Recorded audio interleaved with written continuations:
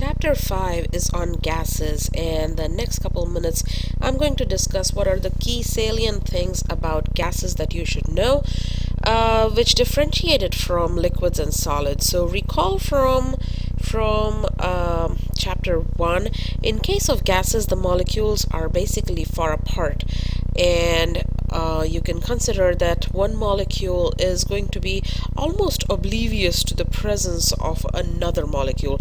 So realize that the distances between the molecules are going to be gigantic because gases have a tendency to take up the entire space that is provided to them.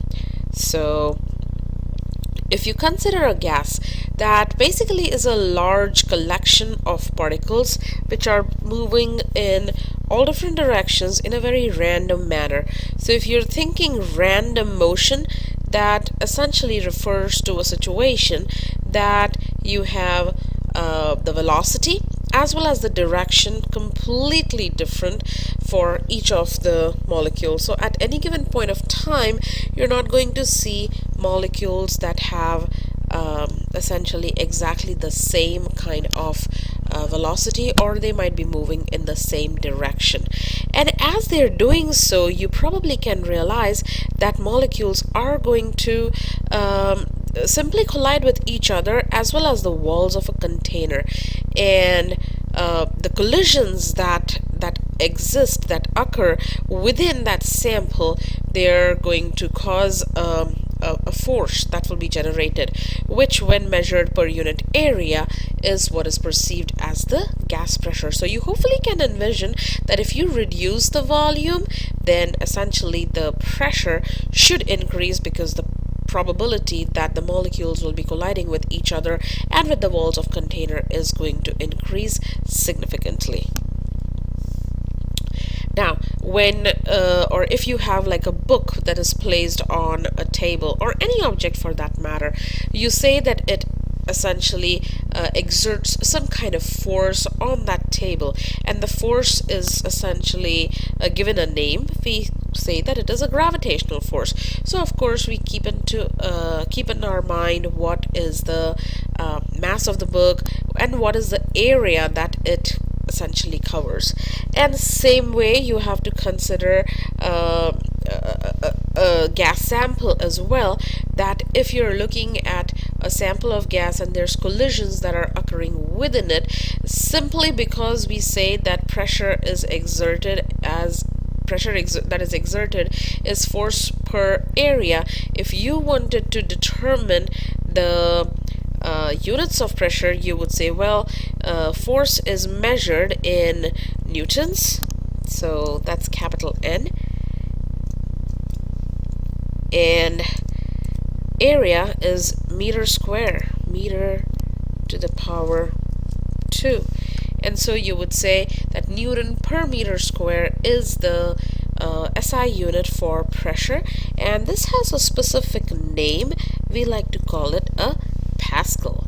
So Pascal, which is the name for the SI unit, is nothing but 1 Newton per meter square.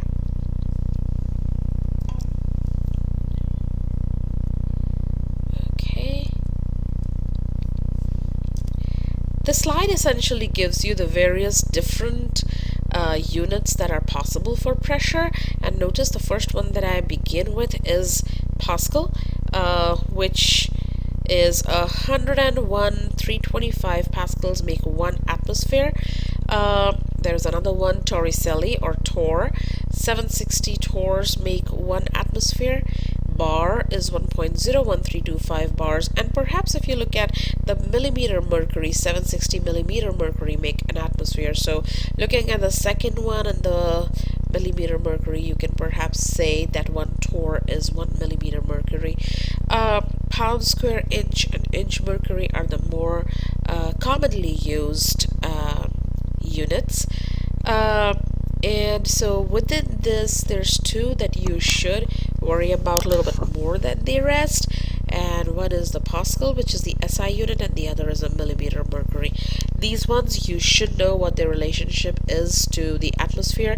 The others, if I want you to use it, I will provide you the units. You you might wonder, how do we measure the atmosphere? Like, what is one atmosphere? One atmosphere is basically the atmospheric pressure that is exerted on a device called as barometer. And I'm showing you a schematic diagram right here in which I have a dish that contains mercury, and I put in an inverted column, like a U based tube, not a U tube. And notice what has happened. Because of the pressure of the atmosphere, the level of the mercury rose, and that was found to be 76 centimeters or 760 millimeters. If one wanted, one could technically prepare a barometer out of water too, theoretically, but practically it would be kind of improbable because the density of mercury is about 13.6 folds more than the density of water. So density of, let's write that, density of mercury is way more than density of water, H2O. And that is an important aspect that needs to be kept in mind. If you require water, if you use water for a barometer, you would probably need like this vertical set that must be about 13.6 meters tall or higher. So it's going to be a little bit difficult for us to be carrying out that barometer, and it's going to be a difficult device to work with. If you connect this barometer to a sample of gas such that now you start measuring the temperature of the gas sample, then we use the word manometer. So manometer is a device that measures the pressure of a gas sample. So something very similar to the barometer. Now, there is one property of gases which is pretty unique to gases, and that is the property of compressibility. Compressibility means that you would have a gas sample, and if you just increase the pressure, that means if you just decrease the volume, essentially you could do that by increasing the pressure on all sides. And I would want you to watch the video that I have for Boyle's law as well, but realize in this picture I'm trying to show you the exact same thing. I have a container which has a volume of 1 liter, and it's maintained at a pressure of 1 atmosphere. As you increase the pressure, or when you increase the pressure such that the pressure becomes 2 atmosphere, the volume will become half of its original number. What that means is that the initial pressure P1 times the initial volume V1 is going to be equal to the final pressure P2 times the final volume. So P1 times V1 is equal to P2 times V2, or you can say that pressure is basically just inversely proportional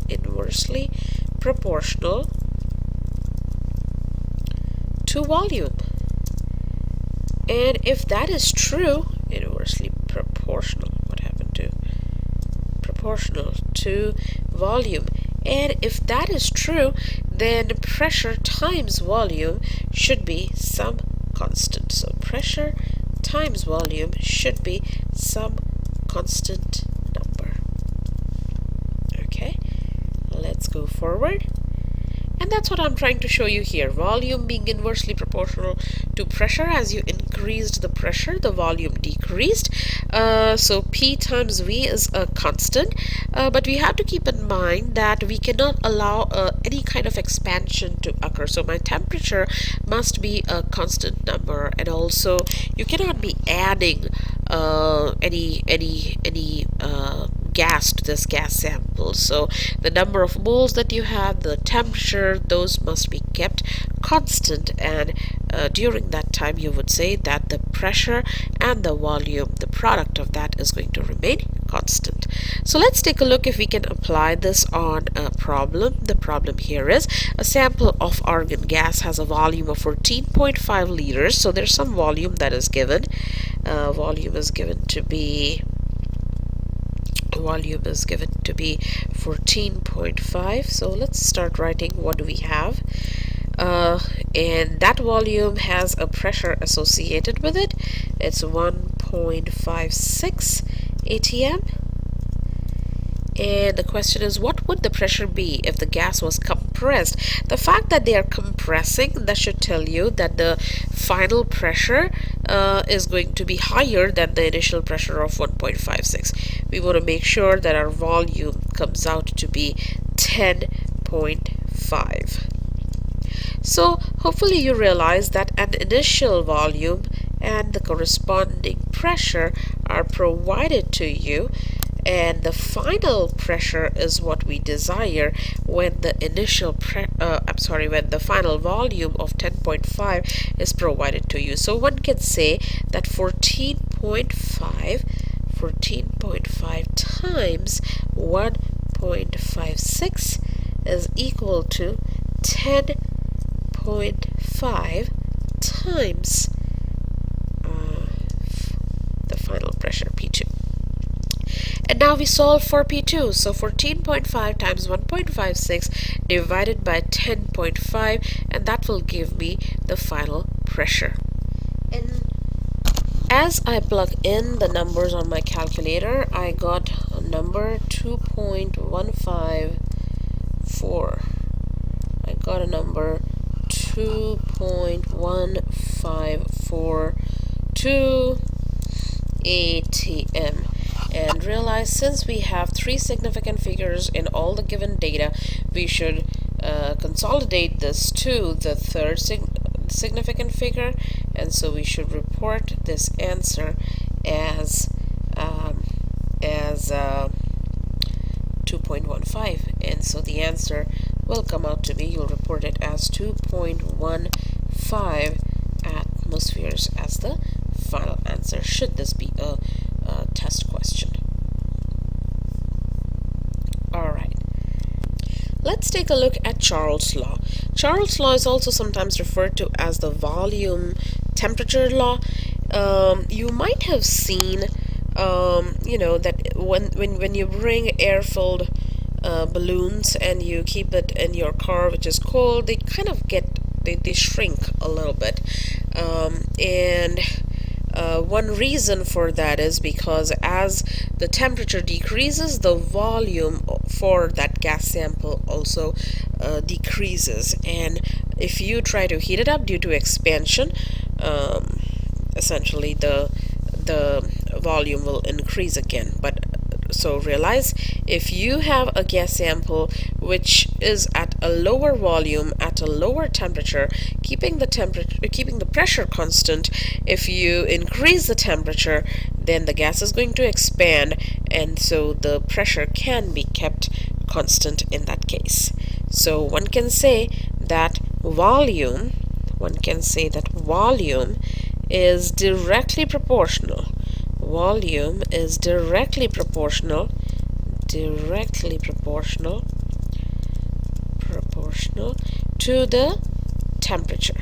So volume is directly proportional to the temperature, provided you're keeping the pressure constant. You have not added any moles of gases.